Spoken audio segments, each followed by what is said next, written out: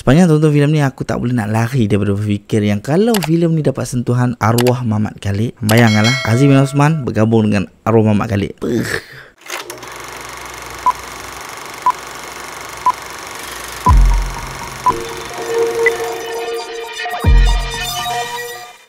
Assalamualaikum, selamat datang ke YouTube channel Mak Don. Sekali lagi dengan aku Mak Don. Hari ini kita nak sembang tentang sebuah filem lokal yang sedang ditayangkan di Pawagam bertajuk 6 Jelaka. Filem diarahkan oleh Aziz bin Osman yang mana merupakan pengarah yang sama untuk antologi senario macam senario XX, lagi-lagi senario pemburu Masnya Masyita dan sebagainya lah. Filem yang ditulis oleh Aziz bin Osman ini sendiri diterajui oleh ramai pelakon yang mempunyai watak dan karakter yang tersendiri. Antaranya Amirul Afendi, Saiful Apek, Kaza, Bel Ngasri, Asmida, Wan Gegau dan ramai lagi. 6 Jelaka ni mengisahkan tentang sekumpulan penyamun upahan yang dipanggil 6 Jelaka ditugaskan oleh Belanda untuk menjaga dan menakluk kawasan Lombongan biji timah di negeri Perak. Konflik terjadi apabila adik tiri ketua 6 Jelaka dikalahkan oleh seorang pendekar musafir ketika cuba nak takluk kampung Ketayak dan dijadikan tahanan penduduk kampung tersebut. Maka bermulalah perjalanan penonton untuk melihat bagaimana 6 Jelaka nak cuba takluk kampung Ketayak, siapa pendekar musafir tersebut serta kenapa penduduk kampung tersebut sanggup nak mempertahankan kampung mereka daripada penjajah walaupun tiada kawasan Lombong biji timah. So rahsia apa yang cuba disembunyikan oleh penduduk kampung tu yang tu hampa kena tonton sendirilah mat. Actually aku pergi tonton filem ni tanpa sebarang expectation mat. Tapi aku still nak pergi support filem lokal kita, jadi aku pergi tonton juga. Dan dikatakan filem ni merupakan sebuah filem comeback Aziz M. Osman. Aku rasa filem ni tak ada lah teruk sebagaimana orang gembar-gembur kan. Dan it's actually kalau nak dikatakan comeback pun tak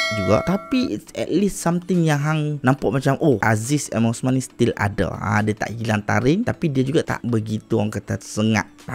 Begitu menyengat. Sebab aku tonton filem ni dalam hall yang memang penonton dia sikit mah. Lebih sikit daripada Baik Punya Alung. Tapi penonton dalam 6 Jelaka ni gelak lebih dekat daripada penonton waktu aku pergi tonton Baik Punya Alung. So tu aku compare daripada filem komedi And part yang paling aku tak expect langsung adalah ada orang tepuk tangan seusai habis filem ni ditayangkan. So tu yang macam aku macam okay, filem ni dia tak teruk dan dia tak adalah power sangat, tapi dia kena kat penonton lah. Sebab ada yang sampai tepuk tangan mak. Cause to be honest, komedi dia ada, but dia macam hit and miss tau. Ada yang part memang aku gelak, and ada part yang aku rasa macam kalau dia visualize sikit, kalau dia set up bagus sikit, kemudian bagi punchline elok sikit, memang kena tepat dah. Dan aku rasa Aziz M. Osman memang dia ada all the puzzle tau untuk craft cerita ni menjadi dengan elok. Dia dah ada semua benda, all the bricks untuk membina satu bangunan tu. Cuma dia perlukan satu ataupun dua writer nak bantu dia untuk bagi solid lagi dalam cerita, susunan dan karakter dalam filem ni. Why aku cakap macam tu? Sebab filem ni dah ada semua benda mak yang boleh ada untuk merancakkan dalam cerita dia. Dia ada karakter protagonis yang ada dekat tempat yang salah pada waktu yang salah. Dia ada antagonis yang mempunyai karakter dan motif tersendiri, yang bila mereka main kat satu tempat tu tanpa sengaja mereka discover benda lain. Dia ada penduduk kampung yang menyimpan rahsia yang hang tak macam tak tahu apa benda, tapi hang intrik nak tahu, dan konflik di antara penduduk kampung itu sendiri. So dia ada macam-macam. Dia dah ada semua benda untuk merancakkan sebuah cerita, tapi dia tak tulis dengan elok, dia tak solidkan lagi, dia tak ketatkan lagi.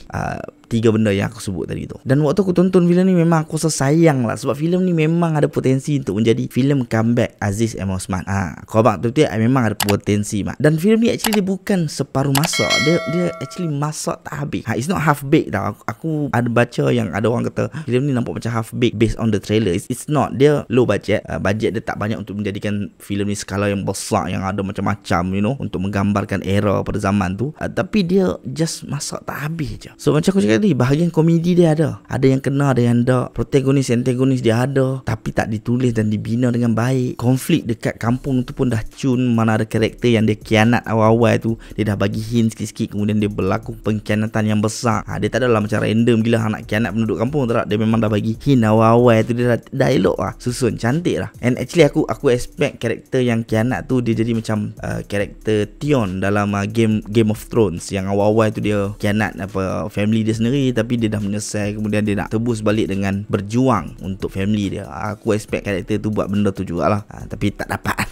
Sebab writer macam mementingkan happy ending to all lah, instead of bagi something jadi dekat certain character. Because bagi aku filem ni dia ada benda yang writer cuba nak sampaikan, tapi dia mementingkan happy ending tu, jadi rugi sikit kalau ada benda berlaku dekat contoh karakter yang khianat ni. Aku rasa apa yang dia cuba sampaikan tu akan memberi lebih impact kepada penonton. Emotionally penonton boleh connect dengan karakter tersebut dengan apa yang writer cuba sampaikan. Ya, aku tahu benda ni komik punya komedi punya style kan, tapi tak salah kalau nak insertkan benda-benda macam tu. Benda-benda macam tu yang lagi orang macam duk tengah gelak ketawa, tapi ada serius dia, ada part dia. Dan aku tak mau sembang pasal bahasa sebab ni macam yang aku cakap tadi, dia komedi komik punya style. Jadi pemilihan bahasa tu adalah untuk orang kata bagi senang untuk audience faham dan gelak. Macam contoh ada satu punchline, apa asal kebenaya tu, benda tu aku pernah dengar dan aku tergelak sebab aku lupa benda tu apa, tapi aku tahu dia lawak, and it's actually lawak sebab satu panggung gelak mak time tu